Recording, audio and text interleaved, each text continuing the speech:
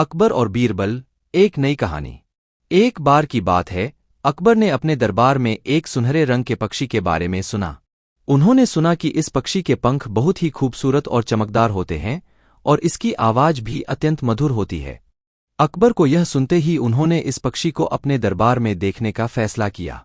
अकबर ने अपने मंत्रियों को इस पक्षी को ढूंढने का आदेश दिया, लेकिन कुछ दिनों तक भी मंत्री इस पक्षी को ढूंढने में सफल नहीं हो पाए। अकबर काफी नाराज थे क्योंकि उन्हें बिना पक्षी को देखे, उसकी आवाज सुने, उन्हें दरबार में पेश करना था। इस समय बीरबल की चतुराई बराबर थी। वह अकबर के समय की मुश्किलें समझ सकते थे और हमेशा ही अपनी समझदारी से समस्याओं का समाधान किया करते थे। अकबर ने अपनी चिंता और नाराजगी का अभिवादन किया और बीरबल को इस मुश्किल का समाधान ढूंढने के लिए भेजा। बीरबल ने अकबर के समक्ष प्रस्तुत होकर कहा, महाराज, मैंने अपनी जांच की है और मुझे लगता है कि मैं जानता हूं कि कहां यह पक्षी है। अकबर ने उत्साहित होकर कहा, वाह बीरबल, तो तुम्हें पता है कि वह कहां है? बीरबल ने कहा, हां महाराज, लेकिन पहले मुझे अपनी शर्त मानने की आवश्यकता है। अकबर ने पूछा, कौन सी शर्त? बीरबल ने कहा, मुझे अपने एक दोस्त के साथ उस पक्षी को ढूंढने का अवसर दीजिए। अकबर ने बीरबल की इस शर्त को स्वीकार किया और उन्हें अपने दोस्त के साथ उस पक्षी को ढूंढने का अवसर दिया। बीरबल और उसके दोस्त ने पक्षी की खोज की और अंततः उन्हें एक बड़े पेड़ के ऊपर पक्षी को देखा। पक्षी के पंख बहुत ही रंगीन और चमकदार थे और उसकी आवाज भी बहुत ही मधुर थी। बीरबल ने अपने दोस्त से कहा, यही है, हमने इस पक्षी को ढूंढ लिया है। उन्होंने पक्षी को देखते हुए कहा, प्रिय पक्षी, क्या तुम अकबर के दरबार में प्रदर्शित किया जाना चाहते हो? पक्षी ने आत्मविश्वासपूर्ण भाव से उत्तर दिया, जी हां, मुझे अकबर के दरबार में प्रदर्शित किया जाना चाहिए। मैं जानता हूं कि मेरे पंख बहुत ही सुंदर हैं और मेरी आवाज भी अत्यधिक मधुर है। बीरबल ने पक्षी के उत्तर को सुनकर अचंभित होकर कहा, बहुत ही अद्भुत, हम अकबर के दरबार में तुम्हें प्रदर्शित करेंगे। उन्होंने पक्षी को अपने साथ ले जाकर अकबर के समक्ष पेश किया। अकबर और उनके सभी मंत्री चमत्कृत हो गए जब उन्होंने पक्षी को देखा। उन्होंने कहा, वाह, यह पक्षी वास्तव में बहुत ही खूबसूरत है। अकबर ने पक्षी के मालिक से पूछा, क्या आप इस पक्षी को बेचना चाहेंगे?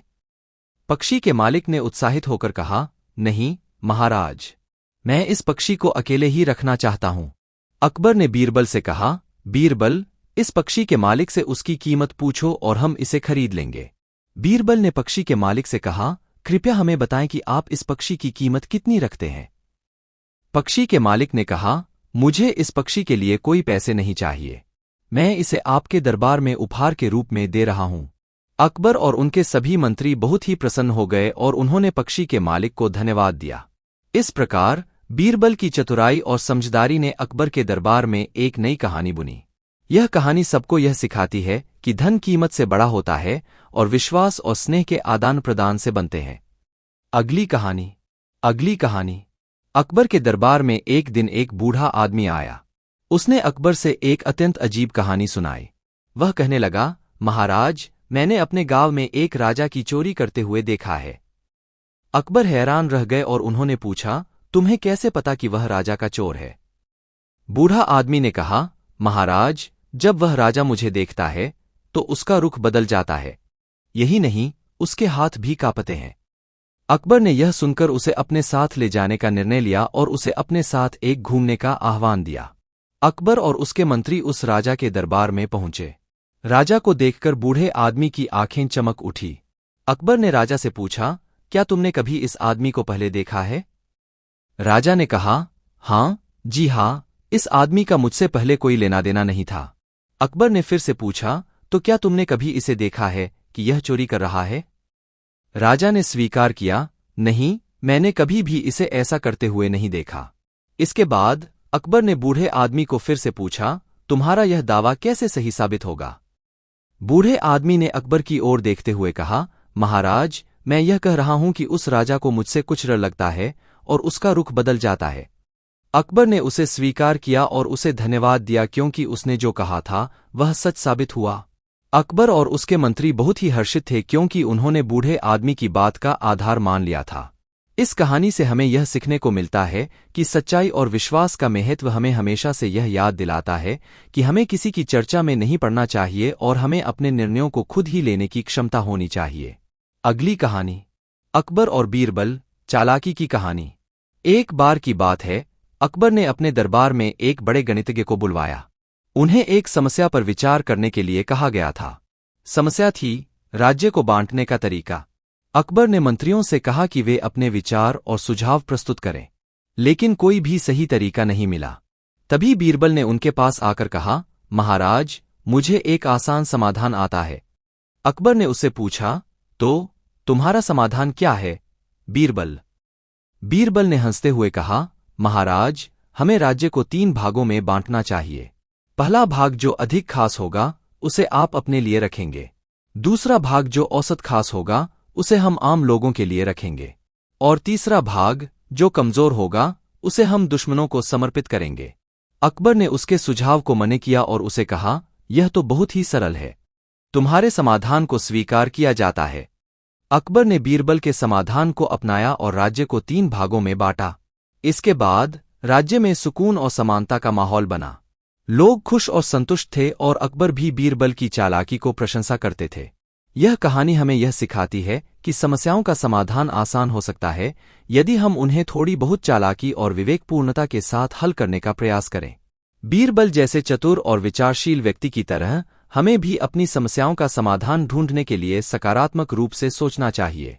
अगली कहानी, अकबर और बीरबल, विनाशकारी योजना।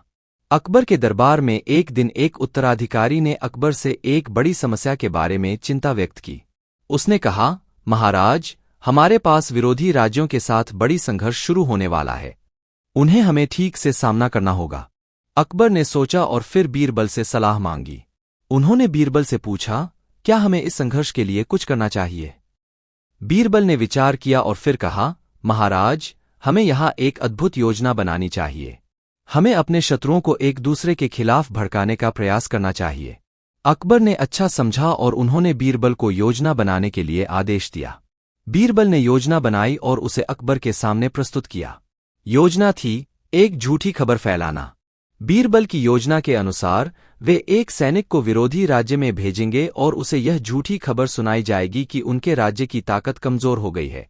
यह खबर उस राजा तक पहुंचेगी जो अकबर का सबसे बड़ा विरोधी था।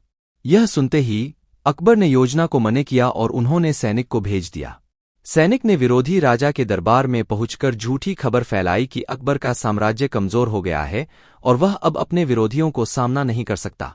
विरोधी राजा सुनकर खुश हुआ और उसने तत्काल अकबर के खिलाफ हमला करने का निर्णय लिया। लेकिन जब उसने अकबर के खिलाफ हमला किया तो वह देखा कि अकबर की सेना बहुत ही बलवान थी। उसकी सेना ने आसानी से विरोधी सेना को पराजित कर दिया। विरोधी राजा ने हार मानी और अकबर से माफी मांगी। अकबर ने उसे क्षमा कर दिया, लेकिन वह यहां तक ही नहीं रुका। बीरबल ने कहा, महाराज, यह विजय हमें सिर्फ सेना के माध्यम से ही नहीं मिली, बल्कि हमारी चालाकी और विवेकपूर्णता से भी मिली। हमने हमारे विरोधी को अपनी ही चाल से हारा दिया।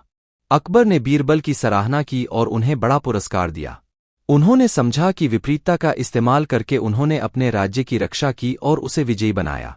इस कहानी से हमें यह सीखने को मिलता है कि चालाकी और समझदारी से हम अपने विरोधी को हरा सकते हैं।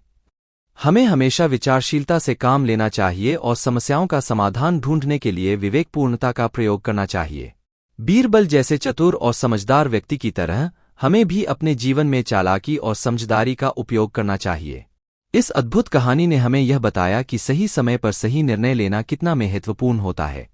अक्सर हमारे जीवन में ऐसे समय आते हैं जब हमें मुश्किल संदेश से निपटना होता है, लेकिन हमें धैर्य बनाए रखना चाहिए और समस्याओं का समाधान खोजने के लिए चालाकी और विवेकपूर्णता का प्रयोग करना चाहिए। इसी तरह अकबर और बीरबल की कहानियां हमें जीवन में अनेक महत्वपूर्ण सीखें सिखाती हैं और हमें सही दिशा में चलने का मार्गदर्शन करती हैं। इन कहानियों के माध्यम से हमें विचारशीलता, चालाकी और समझदारी का महत्व समझाया जाता है, जो हमें अपने जीवन में सफलता की ओर ले जाता है। अकबर और बीरबल, न्याय का संघर्ष। अकबर के दरबार में एक दिन एक विवाद उत्पन्न हुआ। 2 गांवों के लोग अपने भूमि के मामले में असहमत थे। हर गांव का नेता अपने हक की प्रतिष्ठा के साथ उसे खुद का मानता था। दोनों गांवों के नेता अकबर के सामने आए और अपनी बात कहने की अनुमति मांगी। पहले गांव का नेता अकबर के सामने आकर बोला, महाराज, हमारे गांव के लोग इस जमीन का मालिक हैं। हम इसे पीढ़ी से पीढ़ी धारण करते आए हैं। इस जमीन का हमें अधिकार है और हमारे साथ न्याय किया जाना चाहिए। फिर दूसरे गांव का नेता बोला, महाराज, यह बिल्कुल गलत है। इस जमीन का अधिकार हमारे गांव को है। हम इसे कई सालों से धारण कर रहे हैं और हमें इस पर पूरी तरह से अधिकार है। अकबर ने बीरबल से सलाह ली। बीरबल ने विचार किया और फिर कहा, महाराज, मुझे इन दोनों गांवों के नेताओं के साथ एक योजना बनाने की अनुमति दीजिए। अकबर ने उन्हें योजना बनाने की अनुमति दी। बीरबल ने फिर उन्हें एक स्थान पर बुलाया और उन्हें बताया कि उन्हें एक ट्रांसपेरेंट बॉक्स दिया जाएगा जिसमें एक सिक्का होगा। वह जिस गांव के लिए सहमत होंगे वह सिक्का उनकी गर्त में डालेंगे। बीरबल की योजना को मान्यता दी गई और दोनों नेताओं को सामने लाया गया। पहले नेता ने सिक्का अपनी गर्त में डाला, फिर दूसरे नेता ने भी वही किया। बाद में जब बॉक्स खोला गया तो सिक्का दूसरे नेता की गर्त में मिला। दूसरे नेता ने खुश होकर देखा कि वह जीत गया, लेकिन बीरबल ने उसे समझाया कि इससे यह सिद्ध होता है कि उसका गांव झूठ बोल रहा है। उसने उसे यह दिखाया कि न्याय की प्रक्रिया के माध्यम से ही सच्चाई प्रकट होती है। इस कहानी से हमें यह सीखने को मिलता है कि न्याय और सच्चाई का महत्व हमेशा होता है। हमें अपने निर्णयों को लेते समय धैर्य और विवेकपूर्णता बनाए रखना चाहिए ताकि हम गलतियों सही से बच सकें और सच्चाई के माध्यम से ही न्याय को जीत सकें। अकबर और बीरबल की यह कहानी हमें यह भी सिखाती है कि कभी-कभी आपातकाल में हमें धैर्य और सही निर्णय लेने की क्षमता होनी चाहिए। इस योजना ने न्याय की प्रक्रिया को बचाव किया और बारी-बारी से दोनों पक्षों को सुनने का मौका दिया। बीरबल की चतुराई ने उसे सही निर्णय लेने में मदद की। इस कहानी के माध्यम से हमें यह सिखाने को मिलता है कि चालाकी और समझदारी के साथ साथ न्यायपूर्णता भी हमें सफलता की ओर ले जा सकती है। अगली कहानी, अकबर और बीरबल, न्याय का परिचय। अकबर के दरबार में एक दिन एक विवाद उत्पन्न हुआ। दो गांवों के लोग अपने भूमि के मामले में असहमत थे। हर गांव का नेता अपने हक की प्रतिष्ठा के साथ उसे खुद का मानता था। दोनों गांवों के नेता अकबर के सामने आए और अपनी बात कहने की अनुमति मांगी। पहले गांव का नेता अकबर के सामने आकर बोला, महाराज, हमारे गांव के लोग इस जमीन का मालिक हैं। हम इसे पीढ़ी से पीढ़ी धारण करते आए हैं। इस जमीन का हमें अधिकार है और हमारे साथ न्याय किया जाना चाहिए। फिर दूसरे गांव का नेता बोला, महाराज, यह बिल्कुल गलत है। इस जमीन का अधिकार हमारे गांव को है। हम इसे कई सालों से धारण कर रहे हैं और हमें इस पर पूरी तरह से अधिकार है। अकबर ने बीरबल से सलाह ली। बीरबल ने विचार किया और फिर कहा, महाराज, मुझे इन दोनों गांवों के नेताओं के साथ एक योजना बनाने की अनुमति दीजिए। अकबर ने उन्हें योजना बनाने की अनुमति दी। बीरबल ने फिर उन्हें एक स्थान पर बुलाया और उन्हें बताया कि उन्हें एक ट्रांसपेरेंट बॉक्स दिया जाएगा जिसमें एक सिक्का होगा। वह जिस गांव के लिए सहमत होंगे वह सिक्का उनकी गर्त में डालेंगे। बीरबल की योजना को मान्यता दी गई और दोनों नेताओं को सामने लाया गया। पहले नेता ने सिक्का अपनी गर्त में डाला, फिर दूसरे नेता ने भी वही किया। बाद में जब बॉक्स खोला गया तो सिक्का दूसरे नेता की गर्त में मिला। दूसरे नेता ने खुश होकर देखा कि वह जीत गया, लेकिन बीरबल ने उसे समझाया कि इससे यह सिद्ध होता है कि उसका गांव झूठ बोल रहा है। उसने उसे यह दिखाया कि न्याय की प्रक्रिया के माध्यम से ही सच्चाई प्रकट होती है। इस कहानी से हमें यह सीखने को मिलता है कि न्याय और सच्चाई का महत्व हमेशा होता है। हमें अपने निर्णयों को लेते समय धैर्य और विवेकपूर्णता बनाए रखना चाहिए ताकि हम गलतियों से बच सकें और सच्चाई के माध्यम से ही न्याय को जीत सकें। अकबर और बीरबल की यह कहानी हमें यह भी सिखाती है कि कभी-कभी आपातकाल में हमें धैर्य और सही निर्णय लेने की क्षमता होनी चाहिए। अगली कहानी, अकबर और बीरबल, दोस्ती का महत्व। अकबर के दरबार में एक दिन राजा अकबर ने बीरबल से अपनी जमीनों के कुछ मामलों को सुलझाने के लिए कहा। उन्हें बीरबल की सलाह और समझदारी पर पूरा भरोसा था। एक दिन एक नया सचिव अकबर के दरबार में आया। वह आत्मविश्वासी था और अपने आप को अधिक बुद्धिमान मानता था। वह बीरबल के सामने आकर उनसे बोला, आप कैसे सोच सकते हैं कि आप राजा के मामलों को सुलझा सकते हैं? मुझे लगता है कि मैं ही इसके लिए अधिक उपयुक्त हूं। बीरबल ने मुस्कुराते हुए कहा, दोस्त, यहां हर कोई अपनी काबिलियत का विश्वास करता है, लेकिन आपको ध्यान देना चाहिए कि विश्वास महत्वपूर्ण नहीं है, बल्कि काम की गुणवत्ता है। वह फिर उससे एक परीक्षा लेने की बात की। उसने उसे एक खास फूल दिया और कहा, जो भी इस फूल की बागवानी में सर्वश्रेष्ठ उपाय लाएगा, वह राजा के मामलों को सुलझा सकता है। नए सचिव ने अकबर के सामने फूल लेकर आकर कहा, मेरा उपाय है कि हमें इसे सिर्फ पानी नहीं देना चाहिए, बल्कि हमें इसे अच्छी मिट्टी भी देनी चाहिए, सही ढंग से प्रकारित भी करना चाहिए और पूरा ध्यान देना चाहिए। बीरबल ने एक नक्शा बनाया और उसे फूल के साथ बंद किया। फिर उसने उसे फूल के साथ लाकर राजा के सामने रख दिया। राजा ने बीरबल की परीक्षा की और उन्हें सच्चे सच्चे सच्चे सितारे के रूप में चिन्हित किया। इस कहानी से हमें यह सीखने को मिलता है कि अक्सर हम अपनी बुद्धिमत्ता और आत्मविश्वास में विश्वास करते हैं, लेकिन वास्तव में दोस्ती, सहयोग और समर्थन ही हमें सफलता की ओर ले जाते हैं। अगली कहानी, अकबर और बीरबल, व्यापारिक बुद्धिमत्ता। अकबर के दरबार में एक दिन एक व्यापारी आया और शिकायत की कि उसका व्यापार नुकसान में है। वह बीरबल से सलाह लेने आया था। बीरबल ने पूछा, आपके व्यापार में क्या समस्या है? व्यापारी ने जवाब दिया, मेरे दुकान पर अनेक ग्राहक आते हैं, लेकिन मेरे वस्त्रों का गुणवत्ता उन्हें पसंद नहीं आता। बीरबल ने उसे कुछ नमूने वस्त्र देखे और उसके व्यापार की बात समझने की कोशिश की। फिर उन्होंने उसे एक सवाल पूछा, आप किस क्षेत्र में व्यापार करते हैं? व्यापारी ने कहा, मैं वस्त्रों का व्यापार करता हूं। बीरबल ने उससे कहा, क्या आपने कभी अपने ग्राहकों से सीधे संपर्क में आकर उनकी प्राथमिकताओं को समझने की कोशिश की है? व्यापारी ने स्वीकार किया कि उसने इसे कभी नहीं किया। बीरबल ने कहा, तो अब आपको अपने ग्राहकों के विचार समझने की आवश्यकता है।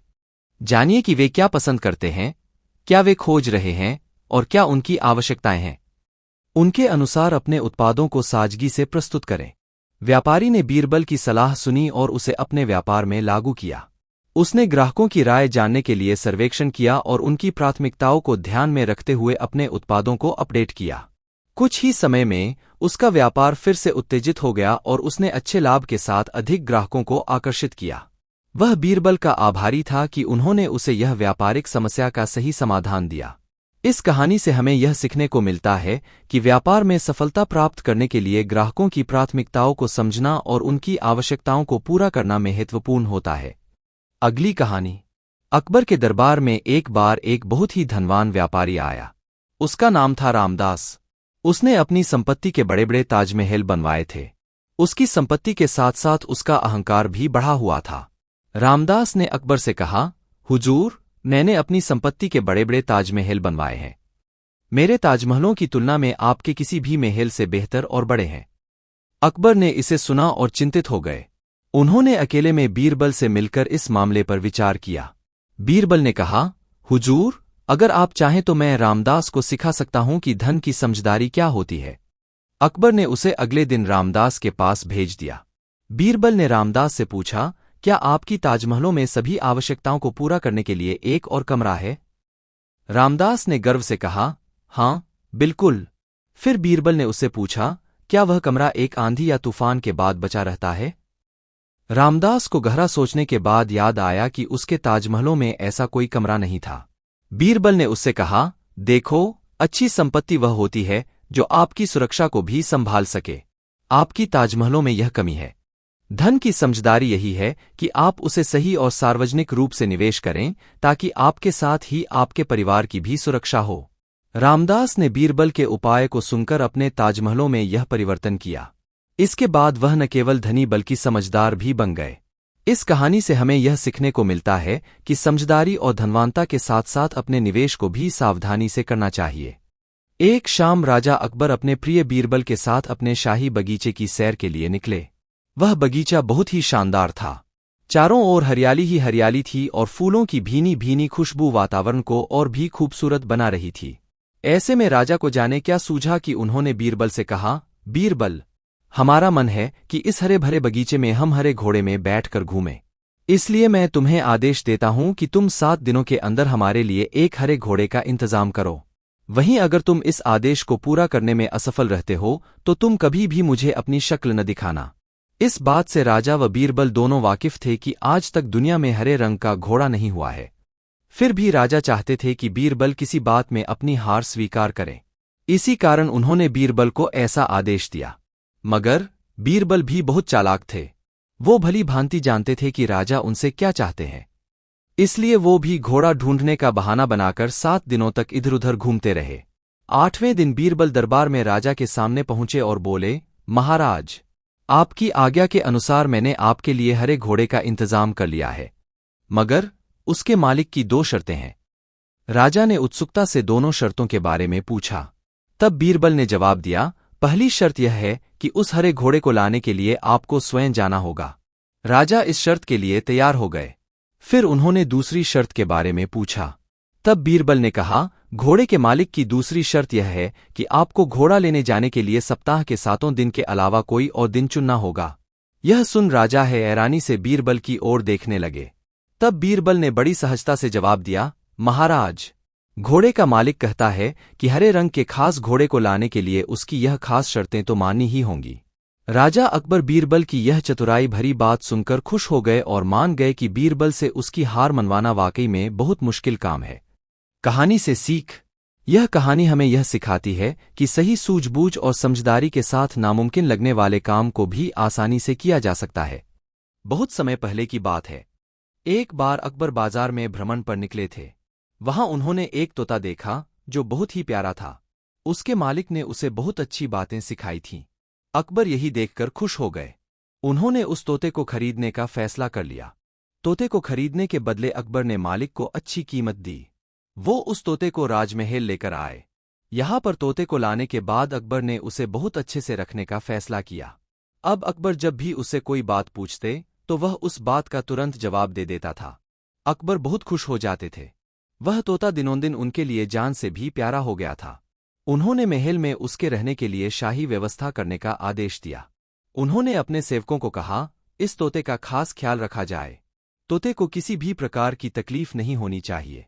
उन्होंने यह भी कहा, यह तोता किसी भी हालत में मरना तो बिल्कुल भी नहीं चाहिए। अगर किसी ने तोते के मरने की खबर उनको दी तो वह उसको फांसी दे देंगे।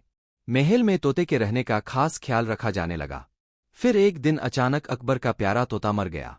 अब महल के सेवकों में हड़कंप मच गया कि आखिर अकबर को यह बात कौन बताएगा, क्योंकि अकबर ने कहा था कि जो भी तोते की मौत की खबर उन्हें देगा वह उसकी जान ले लेंगे। अब सेवक परेशान थे। काफी सोच-विचार के बाद उन्होंने फैसला किया कि यह बात बीरबल को बताई जाए। सभी ने बीरबल को सारी बात बताई। यह भी बताया कि बादशाह अकबर मौत की खबर देने वाले को मौत की सजा देंगे। यह सुनकर बीरबल बादशाह अकबर को यह खबर सुनाने को राजी हो गए। वो महल में अकबर को यह जानकारी देने के लिए चल पड़े। बीरबल ने अकबर के पास जाकर कहा, महाराज, एक दुखद खबर है। अकबर ने पूछा, बताओ क्या हुआ। बीरबल ने कहा, महाराज, आपका प्यारा तोता न तो कुछ खा रहा है, न तो कुछ पी रहा है, न तो कुछ बोल रहा है, न आंखें खोल रहा है, और न ही कोई हरकत कर रहा है, और नहीं। अकबर गुस्से में आकर बोले, नहीं क्या? सीधा सीधा क्यों नहीं बोलते कि वो मर गया है? बीरबल ने कहा, हाँ महाराज, लेकिन ये बात मैंने नहीं, आपने कही है, इसलिए मेरी जान बख्श दीजिए। अकबर भी कुछ न बोल सके। इस तरह बीरबल ने बड़ी सूझबूझ से अपनी और अपने सेवकों की जान बचा ली। कहानी से सीख। मुश्किल समय में घबराना नहीं चाहिए, बल्कि समझदारी से काम लेना चाहिए। दिमाग का इस्तेमाल करके किसी भी समस्या का हल निकाला जा सकता है। अगली कहानी। एक बार राजा अकबर अपने दरबार में किसी खास विषय पर चर्चा कर रहे थे।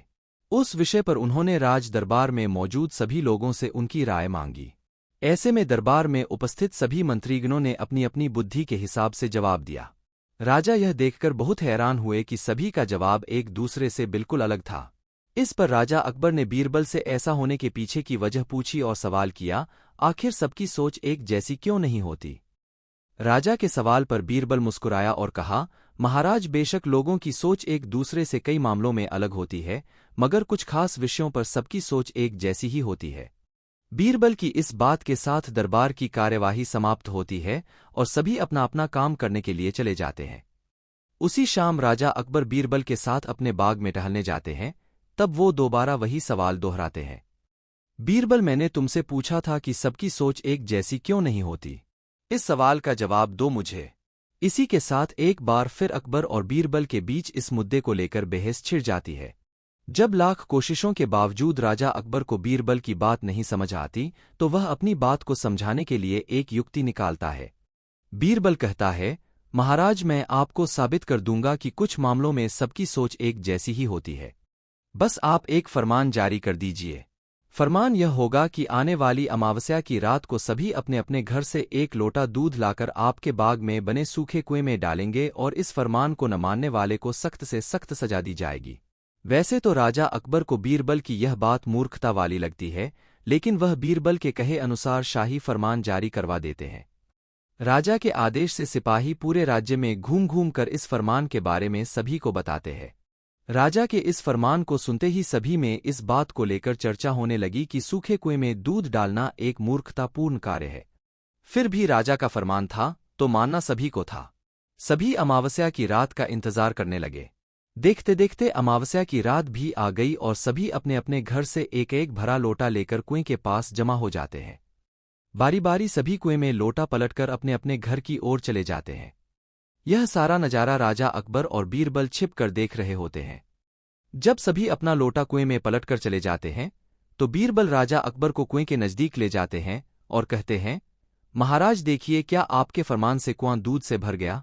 बीरबल की बात पर राजा अकबर कुएं में झांक कर देखते हैं कि कुआं ऊपर तक पानी से भरा हुआ है। यह देखकर उन्हें बहुत आश्चर्य होता है और वे नाराज भी होते हैं। राजा अकबर बीरबल से कहते हैं, मैंने तो कुएं में दूध डालने का फरमान जारी किया था, फिर कुआं दूध की जगह पानी से क्यों भरा गया? राजा के इस सवाल पर बीरबल मुस्कुराते हुए कहता है, महाराज, कुएं में दूध डालना सभी को व्यर्थ लगा, इसलिए सभी ने दूध की जगह कुएं में पानी डाला। उन सभी ने यह भी सोचा कि अमावस्या की रात घना अंधेरा होता है। अब इतने अंधेरे में सभी को सिर्फ लोटा ही दिखेगा, न कि लोटे में दूध है या पानी। बीरबल बोला, महाराज, इस बात से स्पष्ट होता है कि कुछ मामलों में सभी की सोच एक जैसी होती है। अब राजा अकबर को बीरबल की बात अच्छे से समझ आ गई थी। कहानी से सीख। इस कहानी से यही सीख मिलती है कि एक जैसी व्यक्तिगत स्थिति होने पर सभी की सोच एक जैसी हो जाती है। अगली कहानी। यह बात तब की है जब शहंशाह अकबर और बीरबल की पहली मुलाकात हुई थी। उस समय सभी बीरबल को महेश दास के नाम से जानते थे। एक दिन शहंशाह अकबर बाजार में महेश दास की होशियार से खुश होकर उसे अपने दरबार में इनाम देने के लिए बुलाते हैं और निशानी के तौर पर अपनी अंगूठी देते हैं। कुछ समय के बाद महेश दास सुल्तान अकबर से मिलने का विचार बनाकर उनके महल की ओर रवाना हो जाते हैं। वहां पहुंचकर महेश दास देखते हैं कि महल के बाहर बहुत लंबी लाइन लगी हुई है और दरबान हर व्यक्ति से कुछ न कुछ लेकर ही उन्हें अंदर जाने दे रहा है। जब महेश दास का नंबर आया तो उसने कहा कि महाराज ने मुझे इनाम देने के लिए बुलाया है और उसने सुल्तान की अंगूठी दिखाई। दरबान के मन में लालच आ गया और उसने कहा कि मैं तुम्हें एक ही शर्त पर अंदर जाने दूंगा, अगर तुम मुझे इनाम में से आधा हिस्सा दो तो। दरबान की बात सुनकर महेश दास ने कुछ सोचा और उसकी बात मानकर महल में चले गए। दरबार में पहुंचकर वह अपना नंबर आने का इंतजार करने लगे। जैसे ही महेश दास की बारी आई और वो सामने आए तो शहंशाह अकबर उन्हें देखते ही पहचान गए और दरबारियों के सामने उनकी बहुत तारीफ की। बादशाह अकबर ने कहा कि बोलो महेश दास, इनाम में क्या चाहिए? तक महेश दास ने कहा कि महाराज, मैं जो कुछ भी मांगूंगा क्या आप मुझे इनाम में देंगे? बादशाह अकबर ने कहा कि बिल्कुल, मांगो, क्या मांगते हो? तब महेश दास ने कहा कि महाराज, मुझे पीठ पर 100 कोड़े मारने का इनाम दें। महेश दास की बात सुनकर सभी को हैरानी हुई और बादशाह अकबर ने पूछा कि तुम ऐसा क्यों चाहते हो?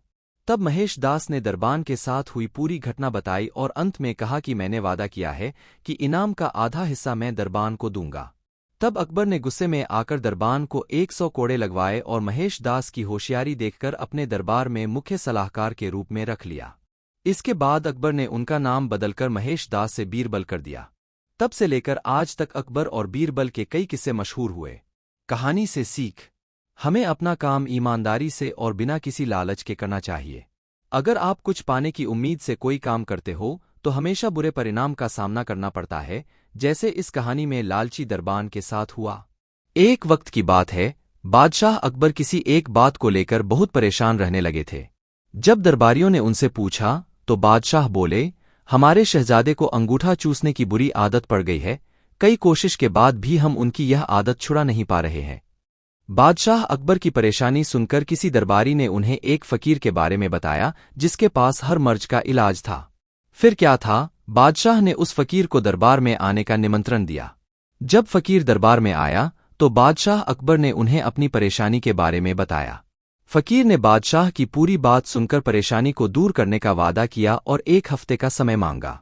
जब 1 हफ्ते के बाद फकीर दरबार में आया तो उन्होंने शहजादे को अंगूठा चूसने की बुरी आदत के बारे में प्यार से समझाया और उसके नुकसान भी बताए। फकीर की बातों का शहजादे पर बहुत प्रभाव पड़ा और उसने अंगूठा न चूसने का वादा भी किया। सभी दरबारियों ने यह देखा तो बादशाह से कहा, जब यह काम इतना आसान था तो फकीर ने इतना समय क्यों लिया? आखिर उसने क्यों दरबार का और आपका समय खराब किया? बादशाह दरबारियों की बातों में आ गए और उन्होंने फकीर को दंड देने की ठान ली। सभी दरबारी बादशाह का समर्थन कर रहे थे, लेकिन बीरबल चुपचाप था। बीरबल को चुपचाप देख अकबर ने पूछा, तुम क्यों शांत हो बीरबल? बीरबल ने कहा, जहांपनाह गुस्ताखी माफ हो, लेकिन फकीर को सजा देने के स्थान पर उन्हें सम्मानित करना चाहिए और हमें उनसे सीखना चाहिए। तब बादशाह ने गुस्से में कहा, तुम हमारे फैसले के खिलाफ जा रहे हो। आखिर तुमने ऐसा सोच भी कैसे लिया? जवाब दो। तब बीरबल ने कहा, महाराज, पिछली बार जब फकीर दरबार में आए थे तो उन्हें चूना खाने की बुरी आदत थी। आपकी बातों को सुनकर उन्हें अपनी गलती का एहसास हुआ। उन्होंने पहले अपनी इस गंदी आदत को छोड़ने का फैसला लिया, फिर शहजादे की गंदी आदत छुड़ाई। बीरबल की बात सुनकर दरबारियों और बादशाह अकबर को अपनी गलती का एहसास हुआ और सभी ने फकीर से क्षमा मांगकर उसे सम्मानित किया। कहानी से सीख: हमें दूसरों को सुधारने के पहले खुद सुधरना चाहिए, इसके बाद ही दूसरों को ज्ञान देना चाहिए। अगली कहानी: चतुराई और बुद्धि के सही इस्तेमाल के लिए बीरबल के किस्से खूब मशहूर हैं। बादशाह अकबर के ऊपर आई मुसीबतों को बीरबल हमेशा चुटकियों में सुलझा देते थे। सिर्फ असल जिंदगी की परेशानी ही नहीं, बल्कि बादशाह के सपनों की गुत्थियों का जवाब भी बीरबल के पास होता था। ऐसा ही एक किस्सा है बादशाह के अजीब सपने का। आइए आपको सुनाते हैं पूरी कहानी। एक बार की बात है जब बादशाह अकबर गहरी नींद से अचानक उठ गए और फिर रात भर सो नहीं सके। वो बहुत परेशान थे क्योंकि उन्होंने अजीब सा सपना देखा था जिसका मतलब वो समझ नहीं पा रहे थे। उन्होंने देखा कि उनके एक के बाद एक सारे दांत गिरते चले गए और आखिर में सिर्फ एक ही दांत बचा। इस सपने से वह इतने चिंतित हुए कि उन्होंने इसके बारे में सभा में चर्चा करने के बारे में सोचा। अगले दिन सभा में पहुंचते ही अकबर ने अपने विश्वसनीय मंत्रियों को सपना सुनाया और सभी से राय मांगी। सभी ने उन्हें सुझाव दिया कि इस बारे में किसी ज्योतिष से बात करके सपने का मतलब समझना चाहिए। बादशाह को भी यह बात सही लगी। अगले दिन उन्होंने दरबार में विद्वान ज्योतिषों को बुलवाया और अपना सपना सुनाया। इसके बाद सभी ज्योतिषों ने आपस में विचार विमर्श किया। फिर उन्होंने बादशाह से कहा, जहांपनाह, इस सपने का एक ही मतलब निकलता है कि आपके सभी रिश्तेदार आपसे पहले ही मर जाएंगे। ज्योतिषों की यह बात सुनकर अकबर को बहुत गुस्सा आया और उन्होंने सभी ज्योतिषों को दरबार से जाने का आदेश दिया। उन सभी के जाने के बाद बादशाह अकबर ने बीरबल को बुलाया और कहा, बीरबल, तुम्हारे अनुसार हमारे सपने का मतलब क्या होगा?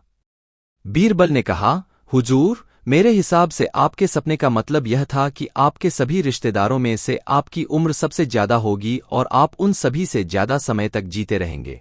इस बात को सुनकर बादशाह अकबर बहुत खुश हो गए। वहां मौजूद सभी मंत्रियों ने सोचा कि बीरबल ने भी ज्योतिषों की ही बात को दोहराया है।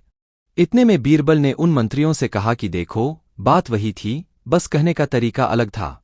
बात को हमेशा सही तरीके से सामने रखा जाना चाहिए। मंत्रियों को इतना कहकर बीरबल सभा से चले गए। कहानी से सीख: किसी भी बात को बोलने का एक सही तरीका होता है। विचलित करने वाली बात को भी सही तरीके से कहा जाए तो उसका बुरा नहीं लगता। इसी वजह से बात को हमेशा सही तरीका और सलीके से रखा जाना चाहिए। अगली कहानी: एक वक्त की बात है, बादशाह अकबर अपने दरबारियों के साथ दरबार में मौजूद थे। तभी उनके मन में एक बात आती है। बादशाह बोलते हैं कि मेरे आसपास हमेशा बुद्धिमान लोग रहते हैं और मैं उनके बीच रहकर बोर हो गया हूं। मैंने फैसला किया है कि मुझे कुछ मूर्ख व्यक्तियों से मिलना चाहिए। अकबर बीरबल से कहते हैं, तुमने हमेशा हमारी मदद अपने ज्ञान और चतुराई से की है। हम चाहते हैं कि इस बार भी तुम ऐसा ही कुछ करो और हमारे लिए 6 मूर्ख व्यक्ति ढूंढ कर लेकर आओ। बीरबल, जी जहांपनाह, मैं आपके लिए 6 मूर्ख व्यक्ति जरूर ढूंढ कर लाऊंगा। अकबर, हम आपको 6 मूर्ख व्यक्ति ढूंढने के लिए 30 दिन का समय देते हैं। बीरबल, जहांपनाह, मुझे इतने अधिक समय की आवश्यकता नहीं पड़ेगी।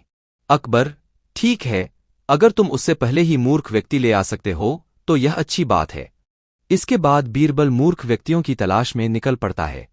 बीरबल रास्ते में पूरा समय इसी सोच में था कि उसे वो मूर्ख लोग कहाँ मिलेंगे। तभी उसे गधे पर बैठा एक आदमी दिखाई देता है जो सिर पर घास की गठरी रखे हुए था। बीरबल ने तुरंत घोड़ा रोका और उससे उसकी पहचान पूछने लगा। बीरबल, कौन हो तुम और ऐसे गधे पर बैठकर और घास अपने सिर पर लेकर क्यों जा रहे हो?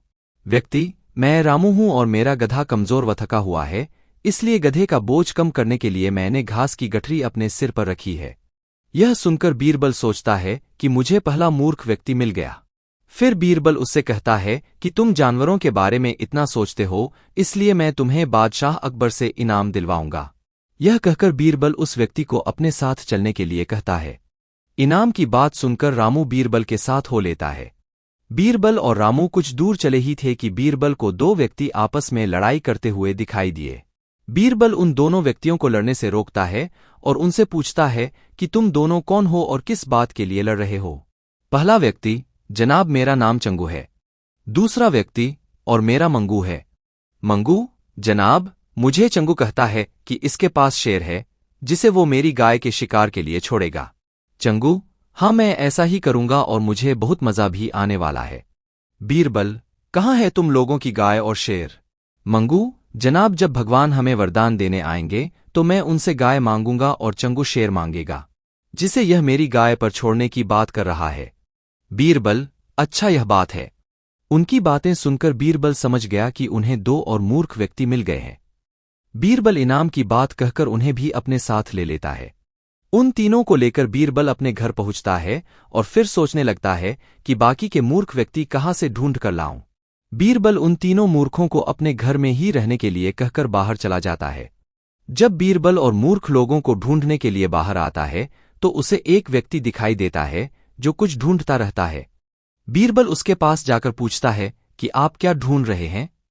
व्यक्ति, जनाब मेरी अंगूठी कहीं गिर गई है जिसे मैं काफी समय से खोज रहा हूं लेकिन मुझे नहीं मिल रही है।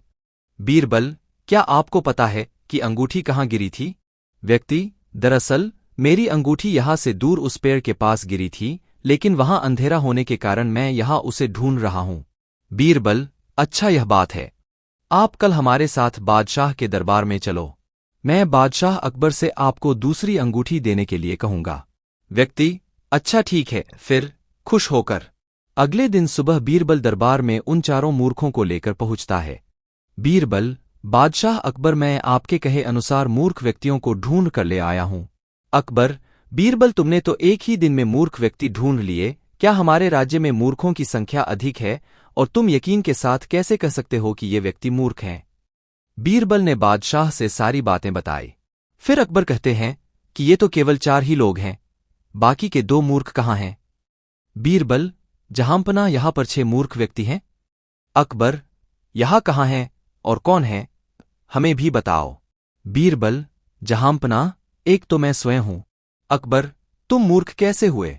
बीरबल, मैं इसलिए मूर्ख हूं क्योंकि मैं इन मूर्खों को खोज कर लाया। बीरबल ने बादशाह से सारी बातें बताई। फिर अकबर कहते हैं कि ये तो केवल 4 ही लोग हैं, बाकी के 2 मूर्ख कहाँ हैं? बीरबल, जहांपना यहाँ पर 6 मूर्ख व्यक्ति हैं। अकबर, यहाँ कहाँ हैं और कौन है, हमें भी बताओ। बीरबल, जहांपना एक तो मैं स्वयं हूं। अकबर, तुम मूर्ख कैसे हुए? बीरबल, मैं इसलिए मूर्ख हूं क्योंकि मैं इन मूर्खों को खोज कर लाया। अकबर, फिर अकबर हंसने लगता है और कहता है कि मैं समझ गया कि दूसरा मूर्ख कौन है, पर मैं तुमसे सुनना चाहता हूं। बीरबल, दूसरे आप हैं जहांपना, जो आपने मुझे मूर्ख व्यक्तियों को लाने के लिए कहा। बीरबल की बातें सुनकर अकबर उसकी प्रशंसा करने लगते हैं और कहते हैं कि बीरबल के पास हर सवाल का जवाब होता है। कहानी से सीख, दिमाग और चतुराई से हर मुश्किल काम आसान हो सकता है, लेकिन ऐसे कामों में अपना कीमती समय व्यर्थ नहीं करना चाहिए जिसका कोई मतलब न हो।